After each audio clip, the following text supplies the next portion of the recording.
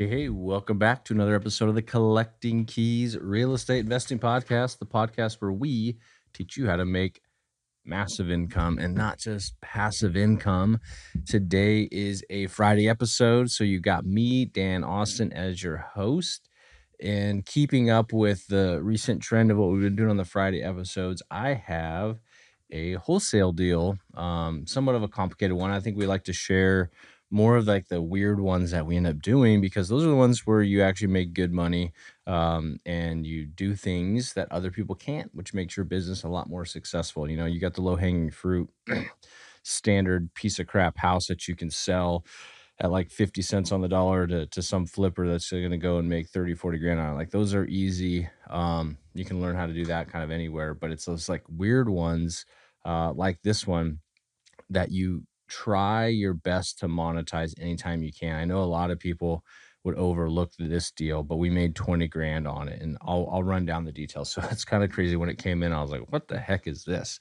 It's a 6,000 square foot A-class property here in Spokane, like huge. It was on like a large lot in a nice neighborhood, had two outbuildings, like nice outbuildings in the back, probably like 40 by 40. And then it had another detached house as well. It was like a 2-bed, 1-bath, like a mother-in-law suite. So really, it was a pretty slick property, like landscaped. Everything was nice. Like it could use a little bit of update on the inside. There's a couple little hokey things, but to be honest, like you could list this thing. Seller, they didn't want to list it. I think he didn't say, but I think he was going through something like a divorce or whatever, and he didn't really want his neighbors to know that he was selling the house and that they're moving.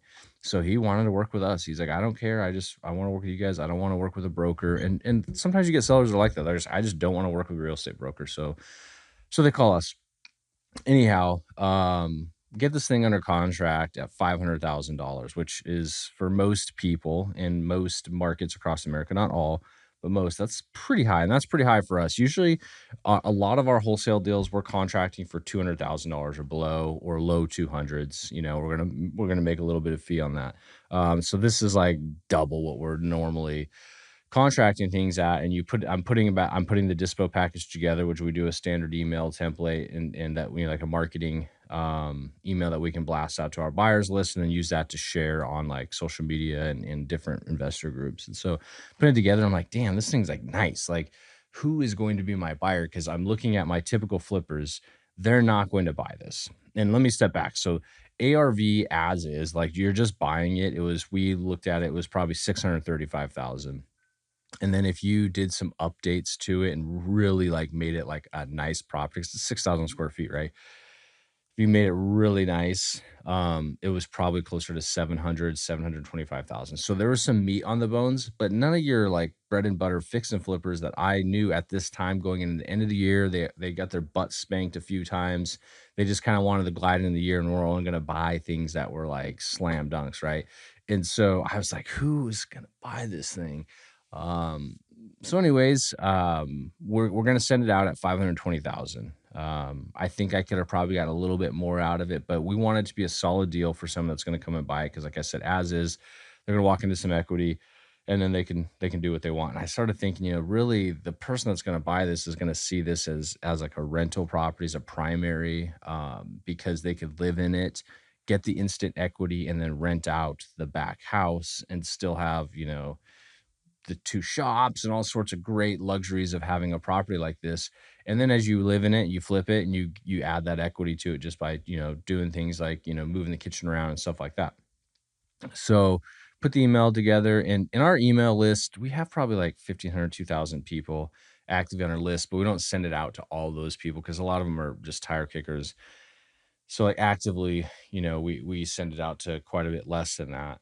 And anyways, I put the email together, send it out, and then I post it in a couple of our local real estate Facebook groups, investor groups, and immediately start getting some decent traffic. And a lot of it was brokers who have retail buyers that want to like hook the retail buyer up with a great deal because they can say, hey, you're walking in all this equity, and which is great. I love working with realtors when they know what they're doing. But the problem is you got to be careful because realtors want to go through their normal realtor process. and that can be kind of a pain in the butt. Fortunately, on this one, we did have a longer closing date, which made it. Yeah, I think we had like close to 60 days, maybe a little bit less than that when I sent it out. But we got a lot of brokers and we got a lot of investors that wanted it as their primary. And I would say 90% of the people asked me, "Hey, can you take conventional financing?" And I was like, like I don't want to deal with that, because what comes with conventional financing is obviously they're probably going to want an inspection, which is fine. I'm not like going to say no to that, but they're going to call an inspector, come out there and look at all the pipes and wires and all that stuff. Then an appraiser is going to come out. And the last day before closing, the week before, is when lenders underwriting finally looks at it and says no. And so we could go all the way till the close date and they say no. And this happens quite regularly. And when you're wholesaling a deal, it gets kind of tricky because, there might be some things, right? Like it can't be financed for some reason. You just don't know, because like we're not doing a full on inspection at this point. We could have, but we're not. And the other problem becomes when you're looking at conventional buyers, you can't wholesale it because they can't reconcile the fact that your name is not, or the buyer's name, their borrower is not on the purchase and sale agreement.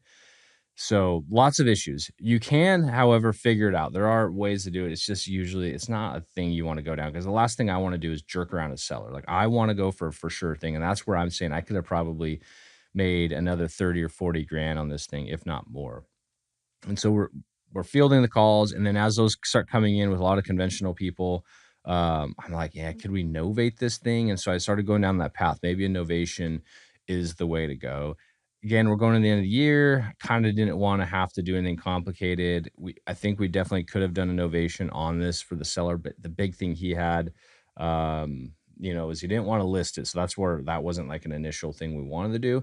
And even if we novated it, we probably wouldn't have listed it. We would have just found a buyer off market and novated it to them, because then a conventional, lender they can reconcile that. They can say, oh, okay, here's the document saying that this person is now on that contract. The seller's still signing all the documents. He probably would have been cool with that. But, we're trying to make this simple.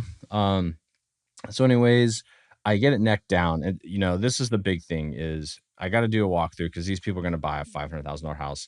And like I said, all the people, I had a couple guys that did want to flip it, but, the numbers were, so big. I was like, I don't want to risk these guys, because I know them. I know what their numbers look like. And so I don't want them to walk it and say, no, this isn't for me for whatever reason. So like I was kind of setting them on the sideline, because I had a couple other people that were super hungry. They're like, I want to give you an offer right now, blah, blah, blah, blah, blah. I've got hard money. They gave me proof of funds.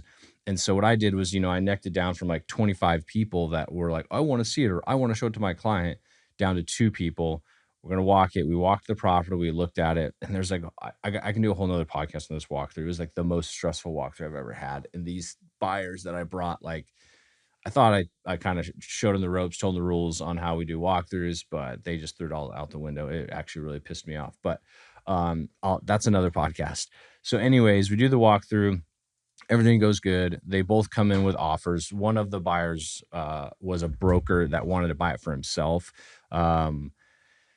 And they came in with a silly offer. Like I told him, I was like, dude, you can't, no, we're like VA fine. He wanted to do VA financing, and then wanted like the seller to make all these repairs so they get VA financing. And he wanted like a $30,000 commission on it, like all sorts of stuff that was just like, that's not how it works. So I immediately threw that out. I was actually kind of offended at how dumb he was. But the other buyer came in, was like, yep, I want, and he wants to move it in as a primary and do it as a live and flip. Young guy, done some deals around town. He had a proof of funds from a private lender. He brought his lender with him, which is a whole nother story as well. Everything's good to go. So I accept his offer at $520,000, quick little $20,000 wholesale fee. And then he comes out and he's like, man, can we do conventional? And we went back and forth for like 3 days on this, where I was like, dude, you can't do conventional. He's like, my lender can do anything. They can do all that stuff. So I was like, okay, well, maybe your lender knows something I don't know.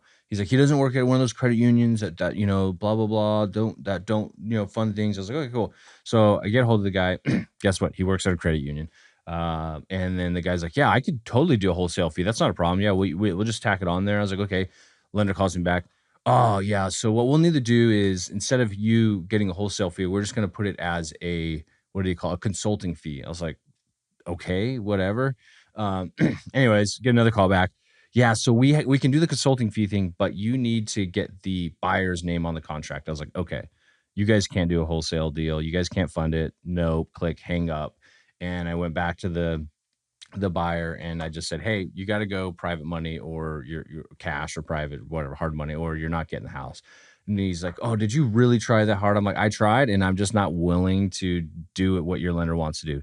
Again, we probably could have, in a different case, a different scenario, I probably would have done that, and we'll do that sometimes where we'll actually just go back to the seller and be like, hey, we found someone that's going to buy your house. It's not going to be us, but this person is just as qualified as us. We're going to sign a purchase and sale agreement with between you two, okay? And then the seller knows he's getting the same amount of money, everything's good, and then the actual buyer will pay us outside of closing, like our fee, whatever we agree on. I don't like this guy enough. And so I just said, no, you're either doing this or not. And he was bummed because he's basically what he's going to have to do is get private money to close on it and then go and refinance it with conventional. So he's going to have another $20,000 in fees anyways. Um, and so that's what we did. He ended up saying, okay, we officially got it signed around, made him put his EMD. And this one I was super tight. I'm like, get your EMD in tomorrow. No messing around. I want your lender's phone number. I want to call them. And I set the closing date like a week and a half before the actual purchase and sale agreement close date, because I want to be able to pivot and help make sure that this guy gets to move out of his house and sell it if my buyer for some crazy reason backs out. But anyways, in other scenarios, like I could have made him put down more EMD. 5K was reasonable once I knew that he gave me a proof of funds from his private lender here in town, and I could call them and confirm, yep, everything's good. They're going to fund it, because that's the big thing.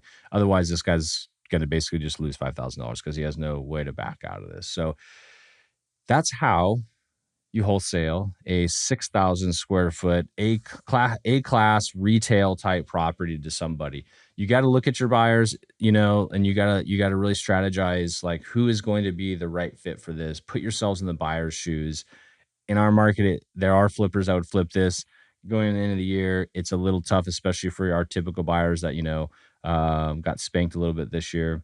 And to be honest, like, I never talked to this guy. I never knew this guy, but he had been on our list. He had been in the Facebook groups. Like, he was kind of a newer investor.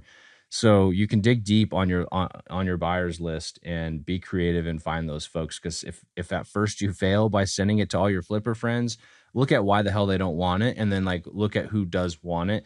And also be willing to work with real estate brokers, because I was 100% open to working with real estate brokers on this. You got to be selective, because they need to be investor friendly brokers and they need to understand what you're trying to do here, which I work with. I've wholesaled like 4 or 5 deals through brokers, and I just throw a little commission on top for them as well. And we negotiate a good price for their buyer. And I love working through those guys, because then the cool thing is they go and wrangle the buyer for you. You don't have to do it. So don't be afraid to work with brokers. You just got to make sure way beforehand that they're like checked in. They understand how you're going to wholesale this deal and what that means. So anyways, hope you guys enjoyed this. Hope you learned a couple things from me here. If you want to hear more stuff or you got questions about this deal, hit me up on Instagram at InvestorManDan. I always love answering questions and talking to people, helping people out there. Other than that, have a great weekend. See you.